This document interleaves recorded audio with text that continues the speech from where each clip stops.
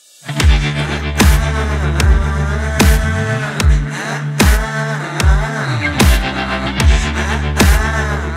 like Sky Sports, the gloves are off, you've seen it?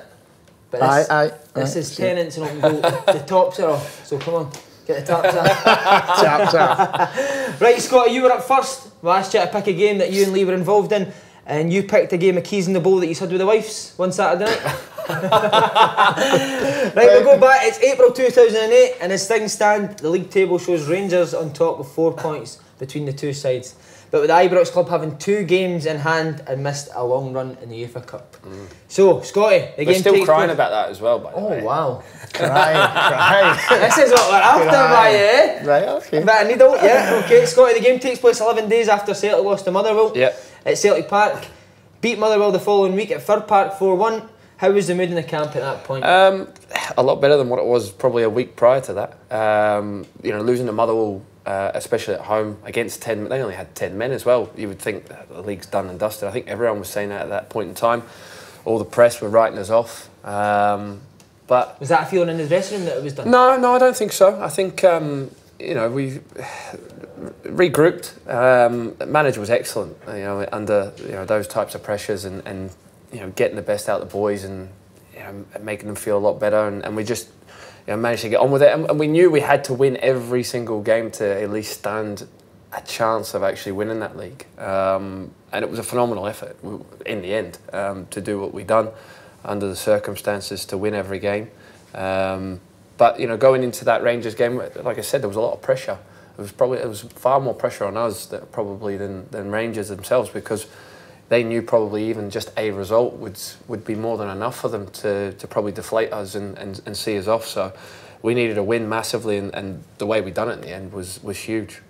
Lee, your team had just came off the back of knocking Sporting Lisbon at the UEFA Cup. Yes. Confidence must have been very high. It was high, yes. Knackered. Tired. All I remember of that campaign was we didn't train, we just played games, recovered, on to the next game. And there was, I think the UEFA Cup final was at the end of it, I think 4 games in 8 days or something. At the end with the Scottish Cup final on top of that. So we were getting a wee bit wary at that time, leggy. But Celtic Park's always a tough place to go, and when the pressure was on them, we had a game plan sort of that season, which counter-attacking football, as the Messi came out and says it was anti-football, but I think it was basically counter-attacking football with the players we had. We had no superstars in the team. We were a hard-working team, basically, and set plays and counter-attack, as I said. So, but that night we fell short. And I think that gave you the momentum to go and kick on, didn't it? I think we were buoyed by, like you said there, we knew you were going to have a lot of games coming up. And if we could add that extra bit of pressure, by getting results, it was always going to be difficult for Rangers, to keep winning week in, week out. As you know, at that time as well with the two teams, which is within history, it was you win, they win. You win, they win. One team would always play earlier than the others, so there was always extra added pressure on the other team who had to play second every week. And all we could do was psychologically just try and get into Rangers' heads. And like Jig said there, they were getting weary. So all we could do was play our part and hope for the best at the other end, and try and make all the difference in the games when we actually played them. Was there not a feeling to have used just one of the old firm games that the league was done? Potentially, you're right. But it's not as easy as that. It's not as easy as that, especially Celtic Park. A hard place to go, and the way we were playing, it was soaking up the pressure and trying to hit them in the counter attack, and they just got the goals on the night, and we fell short. Whether that was no being good enough, or not having a slice of luck, or Scotty being on his game that night, but no, you look back and they're the turning point of the actual championship, and how we didn't get the championship that year. You would say if we just held it, or maybe done something a wee bit different in these sort of games, then we would be a success that season. How is that pressure, though, Scott, knowing that if you lose one of these old firm games, the league's basically done? Enormous. I mean, that was my first season at Celtic as well, so that type of pressure was something that I hadn't dealt with previous to that. So it was huge.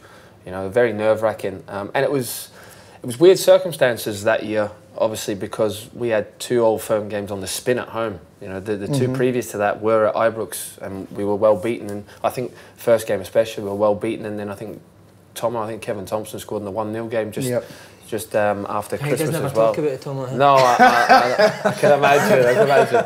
But you know, so you know, it was different. But we knew, obviously, having those 2 games at home as well, it was a good position to be in if we could get maximum from them. So all we could do, like I said, was just try and win our games and try and put them under as much pressure as possible. And as that season had gone on after, you know, that result and then onwards, you could just sense that we were starting to get that, you know, sense of this could be ours, you know, if we keep going. Yeah. Dealing with that pressure, that's why you've got 8-bedroom houses in East Kilbride, Tennent. Right, the day of the game, how was your nerves before it, big man? Just the Celtic Rangers, was it really nervy? No more than usual. No.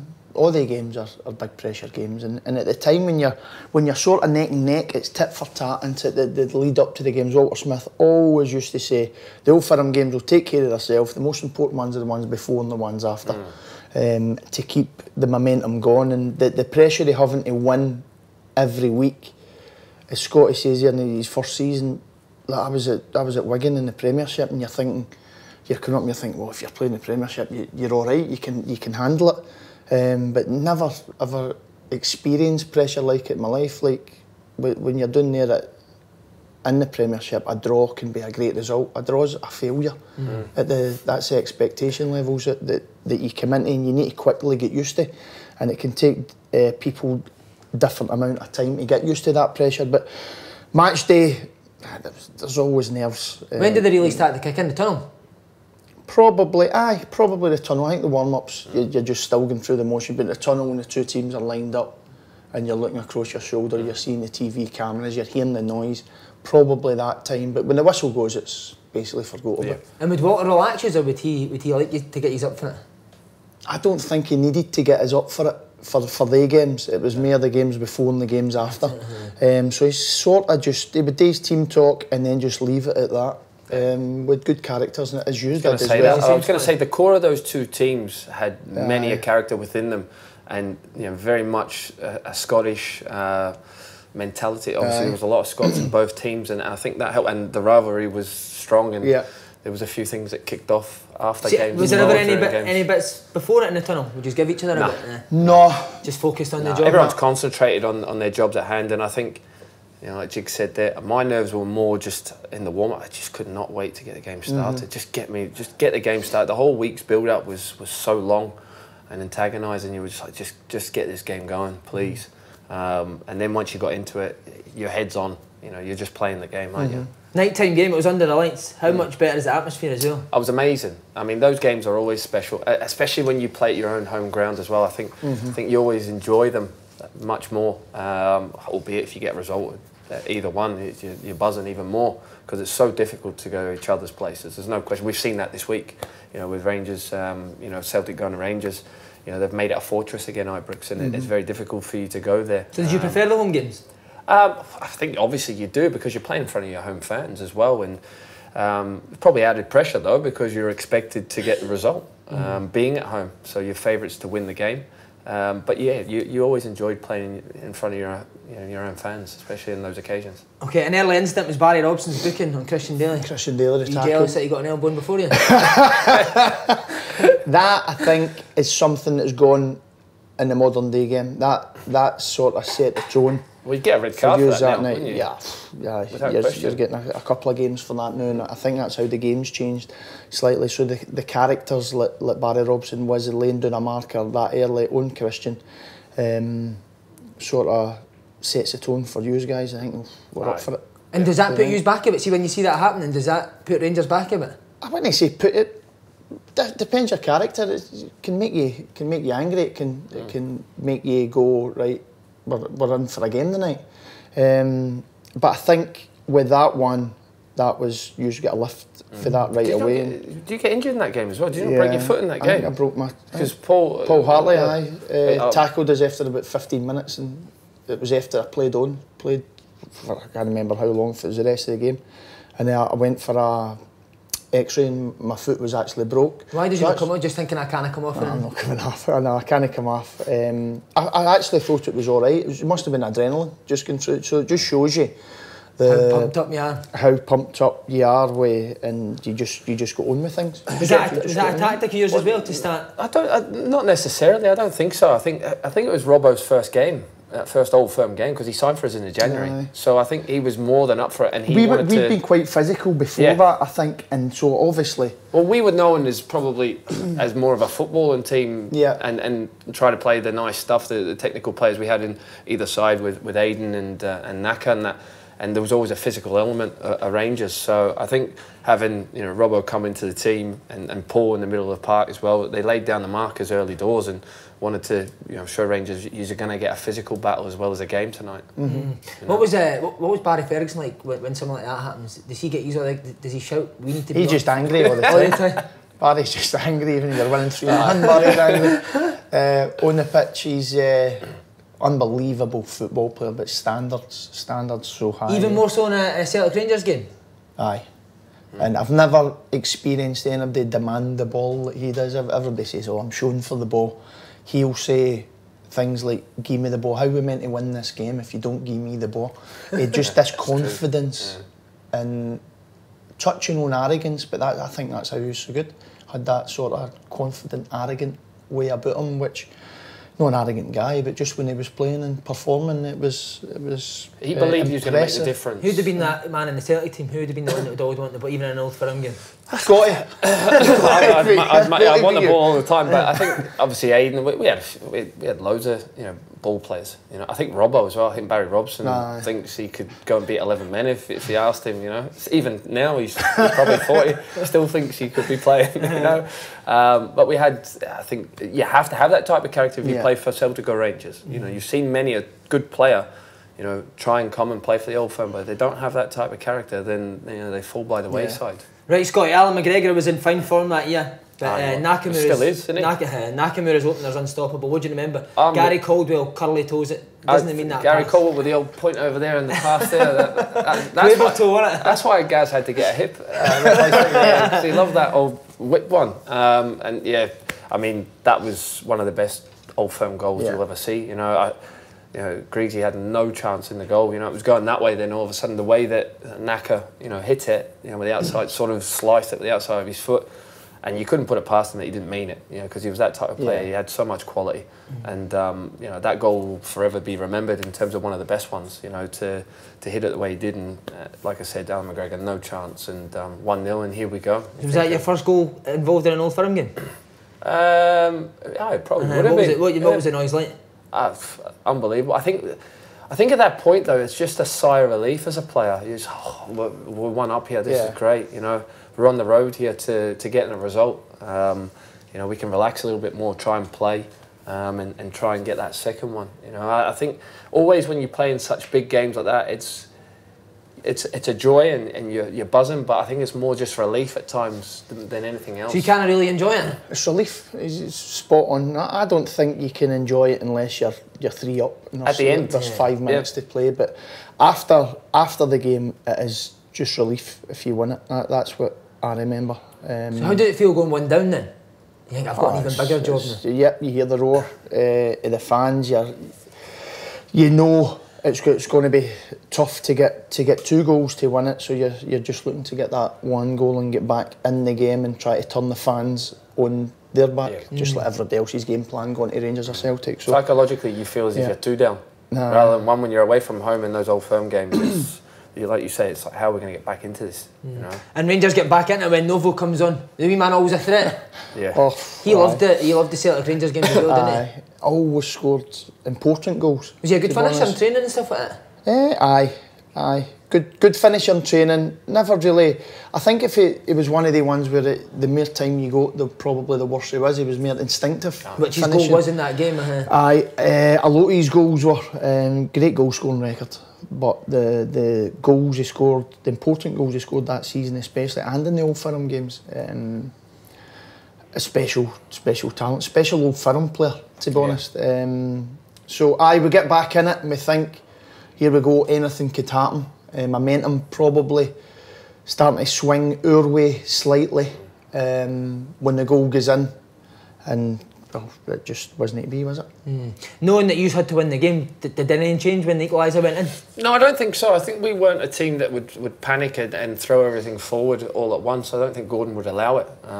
We just kept trying to build and knowing that you're at home. And we had a knack that year of always getting, you know, goals late on in games. So it was just a matter of just keep believing and keep playing the way we are. We'll get a chance. We're at home. We'll get that opportunity. And the chance came. The chance came for Naka. You know, some lovely feet inside the box, and the ball's going in the top corner. And you've got to say that Carlos Coelho's save was unreal. By the way, can I just ask you, who let Nakamura come in on his left foot? Was it him? Was it me? Coaching. I didn't realise he was left footed. No, he's got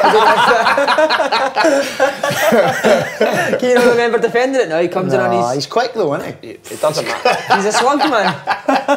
Well, he's quicker than me. And did you think Queller was going to get away with it? Put his hand up? No, I think you could tell it, but it was blatant, wasn't it? And he's done it, and then has he held his face? Yeah. It's a bad face, to be fair. And that was a turning point. How was he to play up against? Difficult, very, very good. I mean, he was player. only there for the one season, but it was very difficult to play against. You know, you're always in for a battle. Him and obviously Davy Weir was a great centre half, partnership, and was always difficult. And then Bagheera come the year after, so it was. They were always challenging those games. Knowing the kind of guy you are, would you have a bit? Oh, you asked Davy. Me and Davy Weir had some cracking occasions. Yeah, I mean, there's some deliberate things going on again. It's just emotion, though, isn't it? It's emotion and a wee bit of getting caught up in the game. You didn't want to be bullied. People that go away. Yeah. Had a fight with, or you're getting it, right, we'll see you, and all the rest of it. And then you come away for the full situation, you think, what was I doing? What were we doing? But you were up against Andy Hinkle. There's no way you could take. That's a liberty, isn't it? You can't. No, marauding left winger. That was Andy Hinkle. Remember? Would you give him a bit? Aye. Would you? What, just pick it on him? He would give you a wee bit back. To be honest, aye, but he'd try. He'd try and give you a wee bit back, but it's. Nah, there was only one winner in that one. Let's be honest. Right, Scott, you get the penalty. Are you grabbing him? Is it you straight away? Had it been decided beforehand? No, the penalty? No, it hadn't. I mean, Jan would take penalties. I took a fair share that season, and everyone was looking at each other. It was doomed for the start because no one actually went, right, I'm taking it. Everyone's looking around, and it was actually Gary Caldwell. Gaz was like, wee man, you're taking it. Here you go. There's a ball, and I was like, okay, then I guess I'm taking it then. So why were you not confident to grab it straight away? Because that's not like you. Because I thought Naka was going to take it. Naka looked like he was wanting to take it, and then he just didn't fancy it. And then I'm looking and going, Jan, are you going to take it? No, okay. Oh, it's me then. I'm taking it. You know, simple as. And I put it in my favourite spot, and I've got to say it was a really good set. It's right in the corner. But you know, no, it's not right in the corner, is it? Was it not? No, I'm kidding. But you know the way Griggsy is, he's such a good goalie, and but I'll take the assist for that because I think he does his ankle as he goes to save it. It does. I think it was a severe, sprained ankle or whatever. But he manages to get it on the post, and my whole life just goes within seconds thinking I'm dead. How long after it are you still thinking about it? 5 minutes, maybe 10. I'm thinking. What, it's just a blur? Aye, because like the history of what I was as well, I was already the panto villain for a lot of Celtic fans. Yeah, no. So being in that position and it's more or less I've lost Celtic the league. All of a sudden I'm the bad man again. So I would never have lived it down. So as you can see there. You celebrated an equaliser? Well, no, that's the winner. Sorry, an assist because of the relief, the tension. I was just like, thank God managed to redeem it, and all is forgiven, you know. So it was pretty low at that point, and you're always disappointed when you miss a penalty, yeah. Mm-hmm. But at that point, I was just like for the next 5-10 minutes, like just couldn't get my head around what was going on. The game was just a blur for that period, but managed to get back on again and go right. Need to try and make a difference, make it happen. Yeah, obviously McGregor saves a penalty, but you go down to 10 men. How much of a hard shift is that away? With 10 men? Hard enough with 11, but to go down with 10 men. You still think you could get a draw? Penalty, you're hoping. You're just hoping, and you're just trying to be compact, stay in the game and hope for a wee bit of luck. And I think we got the bit of luck with Griggs' save. And fair play to you for getting up and taking it in the first place. If everybody else is going, oh, I'm not really wanting it. Would you take one? You're saying, I wouldn't have, to be brutally honest, I wouldn't have been shouting, oh, I want it. But if somebody done that to me, you're like, all right. Well, they had confidence in me, so exactly. It gave me confidence to go and take it anyway, because you know exactly. my teammate was like, you're the man, you know. So I thought, right, I am the man. Let's go and do it. But hence we get another one in the next game. I was nowhere near it, and I was on a hat trick. The board goes up for injury time. You must think we're nearly there. We need to keep going, and we just get hit with a bit of well, it was a good goal, but just that's just the nature of the team you had at the time, and maybe a wee bit of luck down to 10 men that we didn't get that wee bit of luck, and what happened. Scotty, dying seconds, Gary Caldwell gets the ball at his feet. You think he's going to shank us, but he somehow manages to find your head. What are you thinking just as it's coming towards you? Gaz, he always had a good telepathic thing with Gaz, whether it was me or Jan, because he was the one that would always drive forward with the ball, you know, good from the back. A great pass with the ball. So you were always confident he would find you, or he was looking for you. You know, so you would always play on that last man, you know, on the shoulder. And at that point, it was Whittaker, you know, as a right fullback, and I managed to get my big arse and stick it into him before the ball actually arrived, and managed to get up like a salmon. But and thankfully, you know, directed my header in the perfect possible position, and you would have to say, you know, couldn't he miss for there? But you know, it was great that Jan was on there, and we had a great partnership all season. I think we scored 50+ goals together that year, so a wonderful partnership. And I was just delighted, you know, when he put it in the net, and as you can see, like I said, his nose, wasn't it? He put it in there. It was big enough, wasn't it? But how was that emotion? Was that just, as you said, relief? I've never felt emotion like. Obviously, could you cry now? Is it that emotional? I think I probably pretty much was. I think Mark Wilson was like, Scotty, everyone's celebrating over there. You're going to get up next. You're going to celebrate over there. Are you all right, mate? Are you all right? Come on, just kicking boards and everything. I was like, thank God. And what about you? How was the dejection? You're under your bed for days after it. But no, just at that time, just at the moment it goes in. It takes everything out of you, because you've done so well as a team to keep going, to take it to injury time, and then to get hit with a sort of sucker punch. And I think that was the turning point of the season for us. There's no worse time. You know, last kick of the game, more or less. You've worked your socks off. A point's good enough for Rangers to win them the league, more or less. Yeah. They know that if they go and win the games in hand, it's done and dusted. We're dead and buried, and it goes. The pendulum swings right on that moment. You know, and the roar that night, the fans that night were unbelievable. Yeah. Celtic fans that night. Am I right in saying after the game, I heard this that obviously Whitty got an absolute abuse of Walter after it for getting done at the back stick, wasn't he? When you say, "Oh, I put my arse in or whatever."